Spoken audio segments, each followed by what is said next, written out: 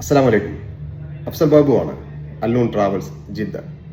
ഒരാളെന്ന് പറയുമ്പോൾ അത് നമ്മുടെ കൂട്ടുകാരനാവട്ടെ, കുടുംബക്കാരനാവട്ടെ, ഇനി ആരുമല്ല, റോഡിൽ നിന്ന് കയറി വരുന്ന ഒരു പരിചയമില്ലാത്ത ഒരാളാവട്ടെ, അയാൾ മറ്റുള്ളവരുടെ മുന്നിൽ അപമാനിതനാവുന്ന രീതിയിൽ അയാളിൽ നമ്മൾ വല്ലതും കണ്ടാൽ, വല്ല കുറ്റമോ കുറവൊക്കെ കണ്ടാൽ, അതൊന്ന് അയാളെ ചൂണ്ടിക്കാണിക്കുക എന്നുള്ളത് വളരെ നല്ലൊരു കാര്യമാണ്.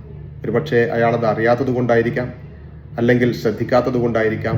നമ്മളത് ചൂണ്ടിക്കാണിക്കുമ്പോൾ അയാളത് ശ്രദ്ധിക്കുകയും തിരുത്തുകയും ചെയ്യുകയാണെങ്കിൽ അത് അയാൾക്ക് വളരെ ഉപകാരമുള്ള ഒരു കാര്യമാണ് നമ്മൾ ചെയ്യുന്നത്. ഈ ഒരു ചൂണ്ടിക്കാണിക്കലിന് ഏറ്റവും അനുയോജ്യരായിട്ടുള്ളത്, അർഹരായിട്ടുള്ളത് സ്വന്തം കൂട്ടുകാരാണ്. നമ്മുടെ കൂട്ടുകാരനെ ഒരു അപമാനത്തിൽ നിന്ന് രക്ഷിക്കുക എന്നുള്ളത് നമ്മുടെ കടമയാണ്. അതോടൊപ്പം കൂട്ടുകാർക്ക് അതിനുള്ളൊരു സ്വാതന്ത്ര്യം ഉണ്ടാവും. ഒന്നുകൂടെ സ്വാതന്ത്ര്യത്തോടുകൂടെ കാര്യങ്ങൾ പറയാൻ, ചൂണ്ടിക്കാണിക്കാൻ കൂട്ടുകാർക്ക് കഴിയും. പക്ഷെ നമ്മളത് ചൂണ്ടിക്കാണിക്കുമ്പോൾ തൻ്റെ കൂട്ടുകാരൻ്റെ അഭിമാനത്തെ ബാധിക്കുന്ന രീതിയിൽ നമ്മളത് ചെയ്യരുത്. അവൻ കൂടുതൽ അപമാനിതനാവുന്ന രീതിയിൽ നമ്മൾ ഒരിക്കലും ചൂണ്ടിക്കാണിക്കരുത്.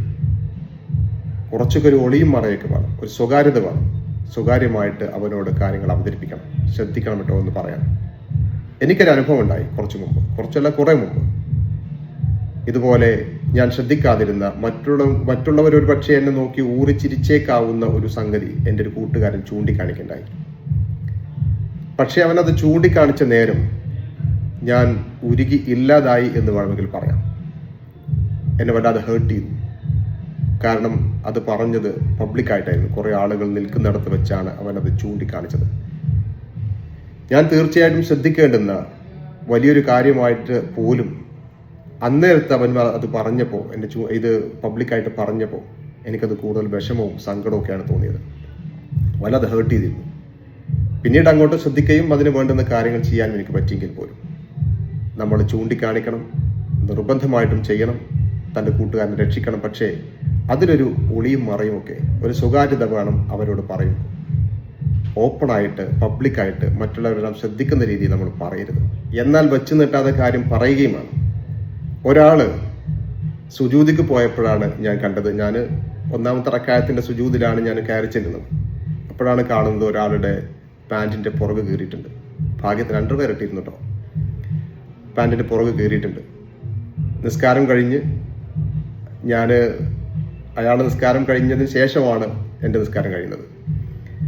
അങ്ങനെ അയാൾ പുറത്ത് നിൽക്കുന്നുണ്ടായിരുന്നു, ഷൂ എല്ലാം ധരിക്കാൻ വേണ്ടി പുറത്ത് നിൽക്കുമ്പോഴാണ് നിസ്കാരം കഴിഞ്ഞ് ഉടനെ തന്നെ ഞാൻ പുറത്തു പോയി. അയാളെ കണ്ട് എനിക്കൊരു പരിചയമില്ല. ഞാൻ ഓപ്പണായിട്ട് പറഞ്ഞില്ല, ആളുകളെ കൂടിയിരിക്കുന്ന സമയമാണ്, സ്ഥലമാണ്.